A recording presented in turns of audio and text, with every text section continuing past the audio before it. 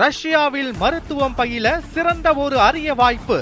வெளிநாடுகளில் மருத்துவம் பயில சிறந்த முறையில் உதவுகிறது ஏஜே ட்ரஸ்ட் கல்வி குழுமம்.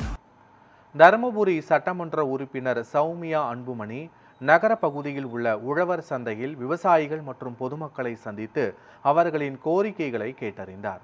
மேலும் வாக்களித்த மக்களுக்கு நன்றி தெரிவித்த அவர் பின்னர் செய்தியாளர்களை சந்தித்து பேட்டியளித்தார்.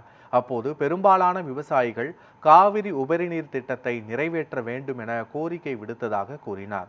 இதுகுறித்து நடவடிக்கை எடுக்கப்படும் என்றும் தன்னால் முயன்ற முயற்சிகள் மேற்கொள்ளப்படும் என்றும் அவர் கூறினார்.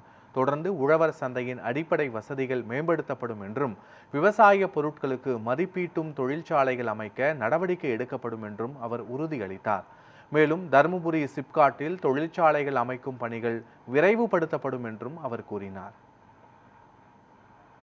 நீங்க ஒரு இன்ஃப்ராஸ்ட்ரக்சர், ஒரு அடிப்படை கட்டமைப்பு வசதிகள் இருந்தால்தான் தொழிற்சாலைகள் வரும். இப்போ சிப்காட்ல நாங்கள் போய் அன்னைக்கு நேரடியாக ஆய்வு செய்தோம். தெரு போட்டிருக்காங்க, ரோடு போட்டிருக்காங்க. பார்த்தீங்கன்னா 1700 ஏக்கர் எடுத்திருக்கிறாங்க. 1700 ஏக்கர்ல கிட்டத்தட்ட 1000 இல்ல 1100 ஏக்கர் தான் அங்க தொழிற்சாலைகளை அமைக்கக்கூடிய அளவுக்கு அந்த நிலப்பரப்பு இருக்குது. மிச்சம் வாட்டர் பாடி.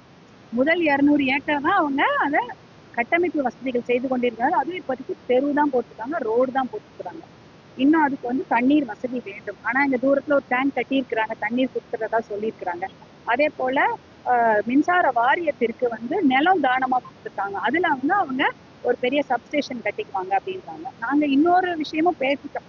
அழகபாடி ஸ்டேஷன்ல இருந்தெல்லாம் கரண்ட் கொடுக்க முடியுமா என்ற அந்த அளவுக்கும் நாங்க பேசிட்டோம். ஏன்னா சப்ஸ்டேஷன் எப்ப கட்டுவாங்களோ அது 10 வருஷம் ஆச்சுன்னா அங்க டெவலப்பே ஆகாது சிப்காட். அதனால அழகபாடி ஸ்டேஷன்ல இருந்து கொடுக்க முடியுமா, அதற்கான அங்க இன்ஃப்ராஸ்ட்ரக்சர் அடிப்படை கட்டமைப்பு வசதி இருக்கான்னு கேட்டா அங்க கொடுக்க முடியும். இப்போதைக்கு அந்த 200 ஏக்கர் ஆரம்பிக்கிறாங்க இல்லையா, 200 ஏக்கர்ல ஒரு 10 ஃபேக்டரி வருதுன்னா அதற்கு அழகபாடி இந்த சப்ஸ்டேஷன்ல இருந்து அவங்களால கொடுக்க முடியும்ன்ற அளவுக்கு நாங்க பேசியிருக்கிறோம்.